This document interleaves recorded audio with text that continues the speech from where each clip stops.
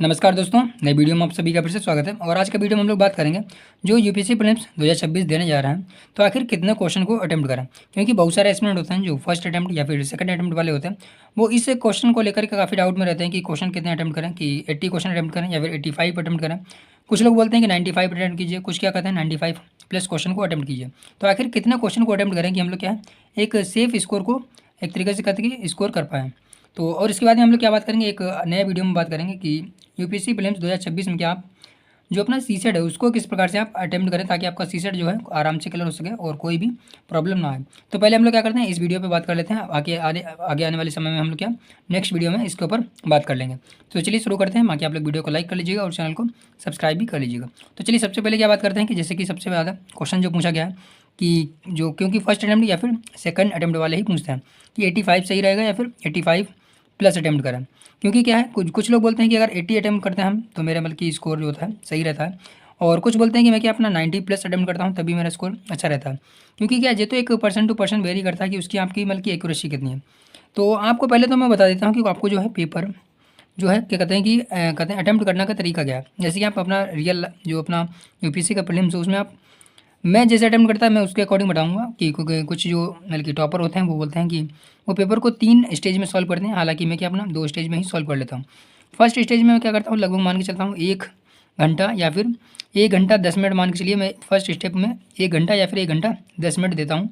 उसमें मैं कोशिश करता हूँ कि यार लगभग 50 क्वेश्चन जो है यानी कि सही अटेम्प्ट भी कर लूँ और क्या कहते हैं कि एक तरीके से जो बबल होते हैं उसको भी फिल कर दूँ। तो आप समझ सकते हैं कि यानी कि फर्स्ट जो एक तरीके से कहते हैं कि फर्स्ट राउंड में मैं क्या कोशिश करता हूँ कि लगभग 50 क्वेश्चन जो है सही से अटेम्प्ट कर लूँ।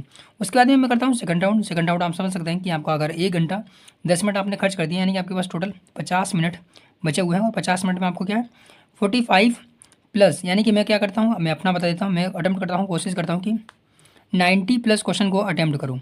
वो फिर डिपेंड करता है कि एग्ज़ाम डे में आपका पेपर कैसा आया है उसके अकॉर्डिंग, वरना मैं कोशिश करता हूँ कि 90 प्लस जो है क्वेश्चन को अटेम्प्ट करूँ। तो अभी कुछ बोल रहे थे कि 80 क्वेश्चन अटेम्प्ट करूँ क्या, तो मैं बोलूँगा अगर आप क्वेश्चन 80 अटेम्प्ट करते हैं तो ये मान के चलिए कि आप क्या है बिल्कुल, अगर आपकी एक्यूरेसी मान के चलिए 90% है, यानी कि आपकी एक्यूरेसी अगर 90% है या फिर इसके आसपास में है, तब तो आप अगर 80 क्वेश्चन को अटेम्प्ट करते हैं तो आपके लिए सेफ है। वरना क्या आपको 80 प्लस क्वेश्चन अटेम्प्ट करना ही पड़ेगा अगर आपको कहते हैं कि एक अच्छे सेफ स्कोर से जो अपना प्रीलिम्स है वो क्लियर करना है।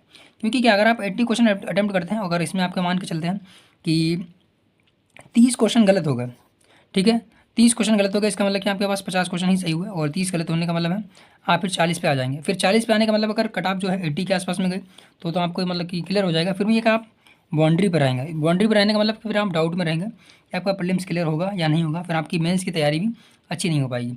यानी कि एक्यूरेसी अगर आपकी बहुत अच्छी है तभी आप क्या 80 पे जाइए, वरना क्या आप 85 प्लस अटेम्प्ट करते हैं तो मान के चलिए आप मेडियोकर मतलब कि एक तरीके से अगर आपकी एक्यूरेसी क्या है मतलब कि मीडियम लेवल की है तब आपके लिए सेफ रहेगा। क्योंकि क्या अगर आपके यहाँ पे भी यही केस मतलब कि लेके चलते हैं कि अगर आपके 30 क्वेश्चन जो है गलत हो गए तभी आपके पास क्या 55 क्वेश्चन रहेंगे, यानी कि आप 45 क्वेश्चन जो होंगे उसके पास में मतलब कि आपके सही हो जाएंगे। 45 का मतलब है आपकी क्या 90 क्वेश्चन मतलब कि 90 मार्क्स आ गए। 90 मार्क्स आने का मतलब है कि आप क्या मतलब कि एक तरीके से सेफ स्कोर में, क्योंकि अभी आप देखेंगे पिछले 5 से 10 सालों के अगर आप ट्रेंड को देखेंगे कि रेयर कैसी है कि 90 मतलब कि पिछले साल तो मतलब कि 92 चला गया था, परंतु मतलब कि रेयर कैसे है कि 90 प्लस क्रॉस करे, फिर भी आप क्या है इसमें भी डाउट में ही रहेंगे। वही बात फिर से मैं बोलूँगा, अगर आपकी एक्यूरेसी बहुत अच्छी है तो आप 85 अटेम्प्ट करेंगे तो आपका बहुत अच्छा रहेगा। परंतु मैं अपने केस में बताता हूँ, मैं 95 प्लस क्वेश्चन ही अटेम्प्ट करता हूँ और इसमें अगर मैं मान के चलता हूँ मेरे 30 क्वेश्चन गलत होगा, फिर भी क्या आप सोचेंगे मैं मतलब कि 30 क्वेश्चन हर बार गलत कर रहा हूँ, परंतु इधर तो मैं बढ़ाता जा रहा हूँ। तो मैं मतलब कि एक तरीके से अजम्पशन बेस लेके चल रहा हूँ कि हमारे क्या 30 क्वेश्चन गलत हो जाएंगे तब भी मेरे पास कितने मान के चलेंगे, आप समझ सकते हैं कि 65 क्वेश्चन मेरे पास ऑलरेडी सही है। 65 सही का मतलब मैं क्या 55 क्वेश्चन जो है यानी कि निगेटिव हटाने के बाद में मेरे पास क्या 55 क्वेश्चन हो गए। अगर 55 क्वेश्चन हो गए यानी कि मैं 110 पे हूँ और किसी भी कैटेगरी में मतलब कि किसी भी केस में मेरा प्रीलिम्स आराम से क्लियर होने वाला ही है। तो इसीलिए मैं क्या करता हूँ 95 क्वेश्चन प्लस अटेम्प्ट करने की कोशिश करता हूँ। और आप भी कोशिश कीजिए, अगर आपने अभी तक की टेस्ट सीरीज़ दी है तो आप समझ सकते हैं तो आप अपने अकॉर्डिंग सोच लीजिए कि आपकी एक्यूरेसी कितनी है, आपको एक तरीके से सेफ किस में फील होता है, उसी के अकॉर्डिंग आप 3 में से कोई भी एक कैटेगरी को चूज़ कर सकते हैं अपने पर्सनालिटी के अकॉर्डिंग। और वहीं जो मैंने बताया था आपको क्वेश्चन को पेपर को अटेम्प्ट करना कैसे है, तो आप जे भी आप यहाँ से देख सकते हैं कि फर्स्ट अटेम्प्ट में मतलब कि फर्स्ट कहते हैं कि राउंड में आपको क्या है कोशिश कीजिए 1 घंटा 10 मिनट या फिर इसके आसपास में हो, तो और 50 प्लस क्वेश्चन जो है आप अटेम्प्ट करके बबल भी भर दें। ऐसा नहीं कि बबल के लिए आप बाद में छोड़ रहे हैं, सेकंड राउंड में कोशिश कीजिए कि सारे के सारे क्वेश्चन को है सेकंड राउंड में ही अटेम्प्ट कर लीजिए।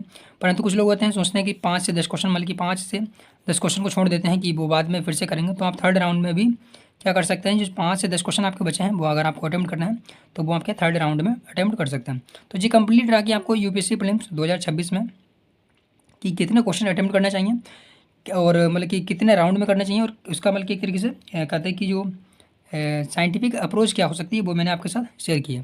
बाकी आप लोग क्या कीजिएगा, वीडियो को लाइक कर लीजिएगा, और आपका कोई अपना पर्सनल सजेशन है तो वो आप क्या कमेंट बॉक्स में बता सकते हैं। अगर आपका कोई और डाउट है तो आप वो भी कमेंट बॉक्स में पूछ सकते हैं।